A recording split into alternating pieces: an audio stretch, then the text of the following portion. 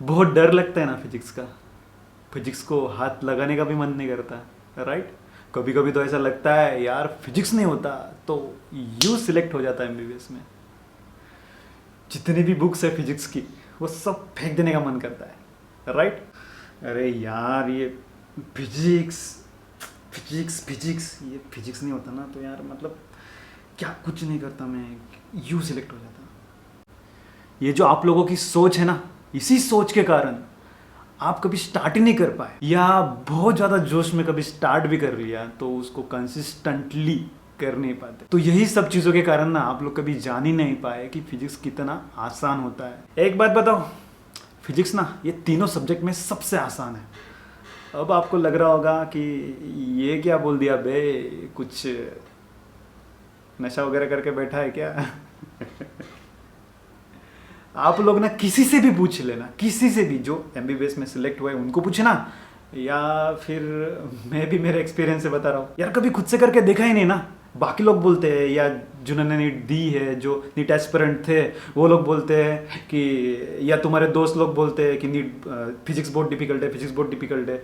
इसलिए हमें भी लगता है कि फिजिक्स बहुत डिफिकल्ट है, और ये सिलसिला चलता आ रहा है generation to generation, batches to batches, batches to batches, है ना। फॉर एग्जाम्पल आप लोगों ने ना कभी रियलाइज़ किया होगा कि अगर आपने किसी चैप्टर को कर लिया, अच्छे से कर लिया, उसके कॉन्सेप्ट्स क्लियर कर लिए, उसके बाद आपने ढेर सारी प्रैक्टिस कर ली। अब ना प्रैक्टिस करते करते ना आपके जो बच्चे कुछ कॉन्सेप्ट्स होते हैं उस चैप्टर के, वो अच्छे से बिल्डअप हो जाते हैं, और फिर उसके साथ साथ जो फॉर्मूलाज वगैरह है वो प्रैक्टिस करते करते अपने आप याद हो जाते हैं।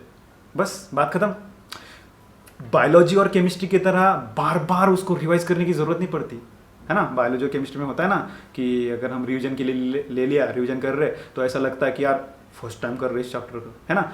इस तरह से फिजिक्स के बारे में नहीं होता है। एक बार कॉन्सेप्ट क्लियर, प्रैक्टिस करते करते दो चीज़ें होती है, एक तो फार्मूला याद हो जाते हैं, और दूसरी बात जो जो बच्चों को जो कॉन्सेप्ट है वो बिल्डअप हो जाते हैं। फिनिश। एक हिडन बात बताओ, अगर फिजिक्स का एडिक्शन हो गया ना तो बस यार आप लोग सिर्फ ना फिजिक्स फिजिक्स ही करोगे, मतलब फिजिक्स में मज़ा आने लगेगा आप लोगों को। क्योंकि यार ये बायोलॉजी की तरह या केमिस्ट्री की तरह नहीं होता है। फॉर एग्जांपल आप बायोलॉजी का कोई टॉपिक पढ़ रहे हो या बायोलॉजी की पढ़ाई कर रहे हो, तो बायोलॉजी में पढ़ते पढ़ते क्या होता है, थोड़ी देर बाद ना स्पीड कम होने लगता है, क्योंकि कंटिन्यूसली ना कुछ और थिंकिंग या बीच में कई और ख्याल चले जाते, मतलब ख्यालों में चले जाते हो आप लोग, तो उससे ना मतलब मन भटक जाता है, तो मतलब स्पीड कम होने लगता है ना, मज़ा नहीं आता वो, मतलब करने से, पढ़ाई करने से फील नहीं होता, है ना। बट फिजिक्स की अगर बात करें, फिजिक्स की अगर तुम एमसीक्यू सॉल्व कर रहे हो, है ना, तो वो एक सेटिस्फैक्शन मिलता है कि यार पढ़ाई कर रहा हूं। जिनको पता है ना वो लोग रिलेट कर पा रहे हैं। ये वीडियो ना आपकी लाइफ बदल देगा।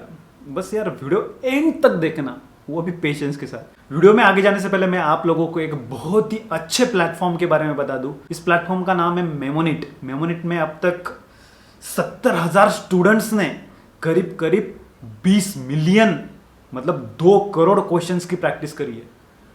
इतने सारे, अमेजिंग।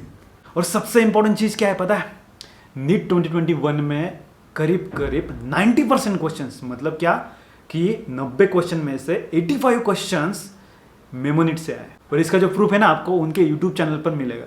वैसे तो तीनों सब्जेक्ट के लिए ये ऐप है ना, मतलब नीट एग्जाम का फुल पैकेज। बट हमारा वीडियो है फिजिक्स से रिलेटेड, तो हम फिजिक्स से रिलेटेड ही इस ऐप के बारे में देखेंगे। They have done something really really special for physics.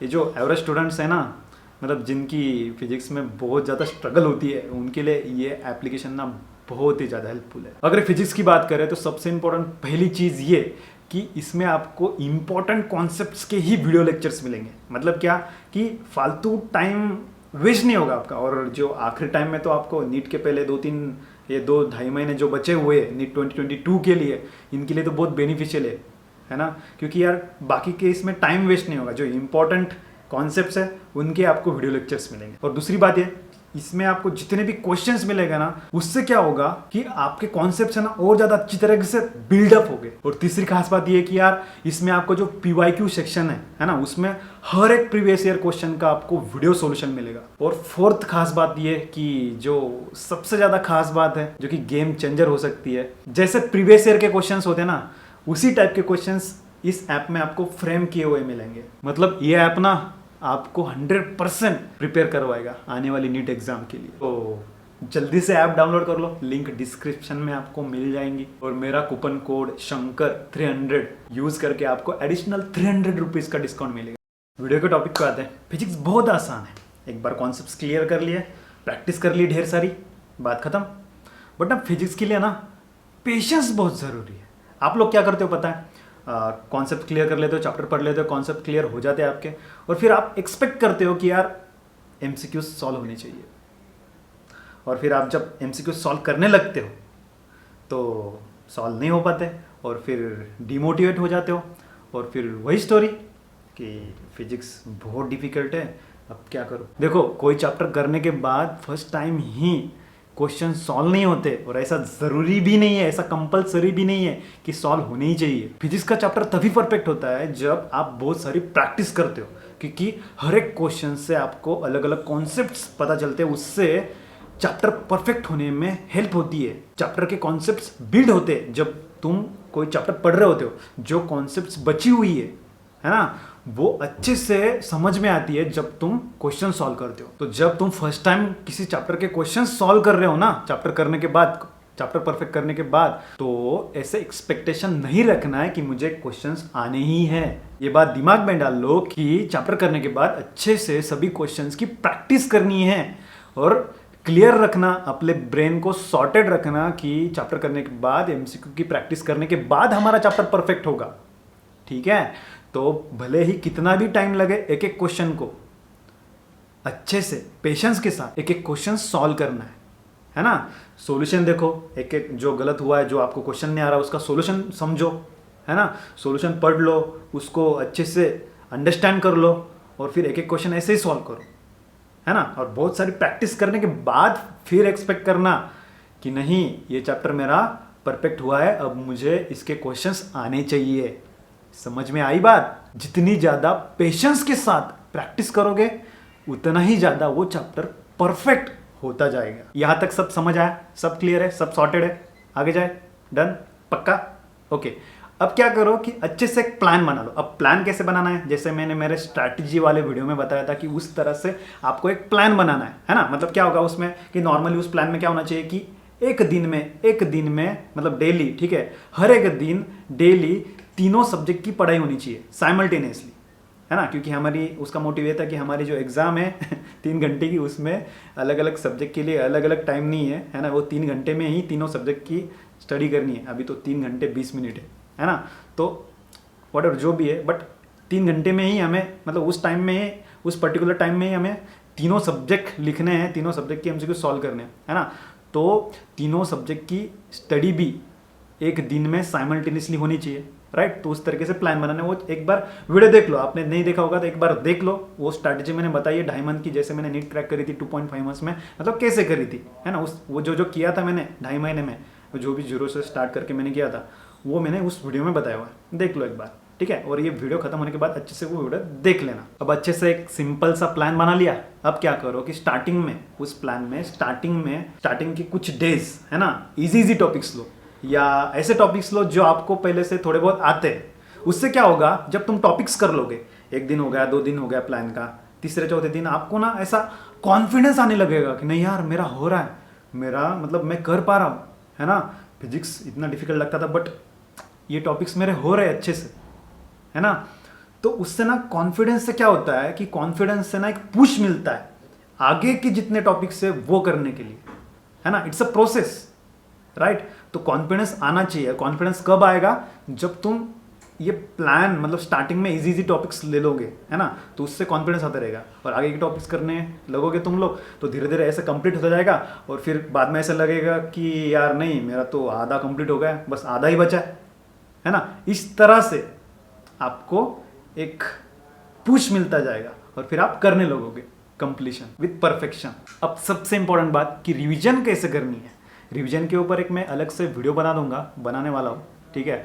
तो वो एक डेडिकेटेड टू रिवीजन, नीट की रिवीजन कैसे करनी है, नीट के लिए रिवीजन कैसे, वो एक वीडियो हो जाएगा, ठीक है। तो इस वीडियो में हम कंटिन्यू करते हैं कि रिवीजन फिजिक्स की कैसी करनी है ना। जो प्लान बनाया उसके साथ साथ तुम चल रहे हो। तो फॉर एग्जांपल अगर तुम्हारे प्लान के 1 या 2 दिन हो गए, 3 दिन हो गए, तुम प्लान फॉलो कर रहे हो, तुम्हारा उसके साथ पढ़ाई कर रहे हो, एक टॉपिक परफेक्ट कर रहे हो, तो क्या होगा कि नॉर्मली क्या होता है कि एक एक 2 या 2-3 दिन हो गए, ठीक है, पढ़ाई करते करते, है ना।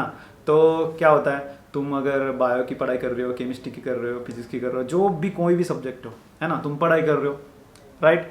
तो नॉर्मली हम कंसिस्टेंटली, मतलब मैं तो नहीं कर पाता, नॉर्मली एवरेज स्टूडेंट नहीं कर पाते, है ना, कंसिस्टेंटली कॉन्स्टेंटली फोकस नहीं कर पाते, कंटिन्यूली फोकस नहीं होता, कंसिस्टेंटली मतलब ऐसा कंटिन्यू फोकस नहीं रहता पढ़ाई में या बुक में, है ना। बायो में तो होता ही नहीं, मतलब तुम 15 मिनट 20 मिनट बाद या 1 घंटे बाद तुम्हारा फोकस या स्पीड स्लो हो जाता है और थिंकिंग में चले जाते हो तुम लोग।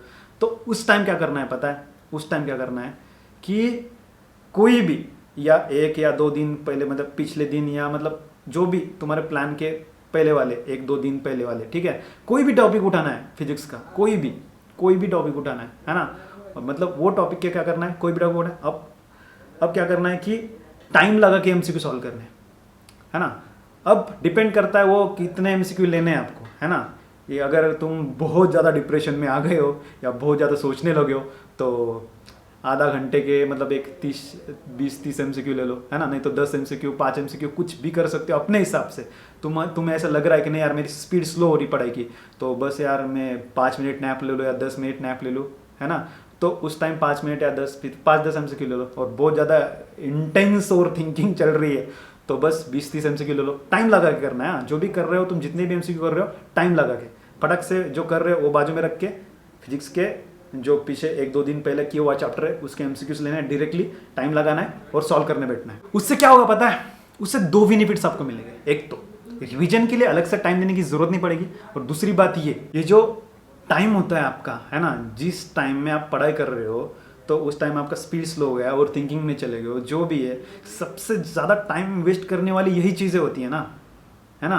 तुम लोग दिन भर पढ़ाई करते हो, इसका मतलब ये नहीं है कि दिन भर तुम्हारी पढ़ाई होती है, राइट। तुम रियलाइज करो, खुद ही सोचो, इतना टाइम पढ़ते नहीं हम लोग, ख्यालों में होते हैं, है ना। तो वो टाइम अगर यूटिलाइज करें रिवीजन के लिए तो यार वो टाइम बच रहा है। और दूसरी वो जो पहली बात मैंने बताया कि यार रिवीजन के लिए अलग से टाइम देना नहीं पड़ेगा, राइट, बहुत ज़्यादा प्रैक्टिस होगी। और सबसे बड़ा बेनिफिट ये कि यार तुम्हें रियलाइज होगा, दिमाग एकदम सॉर्टेड रहेगा कि यार मुझे ये कॉन्सेप्ट्स नहीं आती है, खत्म, मतलब वो क्लियर होगा ना। नहीं तो नॉर्मली हम रिवीजन के लिए क्या करते कि फटक से बुक ओपन करते, चैप्टर ओपन करते और फटक से रीड कर लेते, इसे हम रिवीजन करते। इससे क्या होता पता है कि जो याद है वो और जो नहीं याद है वो दोनों मिक्स हो जाते, मतलब समझ नहीं आता कि कौन सा याद नहीं है हमें। तो अगर हम रिकॉल या ऐसे डायरेक्टली एमसीक्यू निकालेंगे तो तुम्हें पता चलेगा कि नहीं यार मेरे ये कॉन्सेप्ट याद नहीं आ रही, ये फॉर्मूला याद नहीं आ रहा, है ना। तो फिर हम तभी तुम लोग देख लोगे या सोल्यूशन देख लोगे तो वो जो याद नहीं है वो वहाँ पे परफेक्ट हो जाएगा। इसे तो रिवीजन बोलते हैं, यही होता है रिवीजन करने का असली तरीका। बस आई होप आप लोगों को थोड़ी बहुत आइडिया आई होगी फिजिक्स के बारे में। वैसे तो स्ट्रैटेजी भी ये मैं अलग एक डे वाइज या मैं मेरा टाइम टेबल है ना, मैं दिन भर कैसे पढ़ाई करता था उसका एक वीडियो बना रहा हूँ, है ना, मेरी स्टोरी पे वीडियो आ रहा है। और फिजिक्स केमिस्ट्री बायो के तीनों डेडिकेटेड अलग से पूरा एक प्लान बना के वीडियोस आ रहे हैं, ठीक है। तो बस चैनल पे कनेक्टेड रहना और ज़्यादा से ज़्यादा जो लोगों को शेयर करना है, क्योंकि यार तुम जितना ज़्यादा शेयर करोगे ना उतना ज़्यादा और मेरे जैसे एवरेज स्टूडेंट को हेल्प मिलेगी, मेरा एक्सपीरियंस उनसे रिलेट कर पाएगा, है ना। तो उनको भी कॉन्फिडेंस मिलेगा कि नहीं यार ये कर सकता है तो मैं भी कर सकता हूँ, है ना।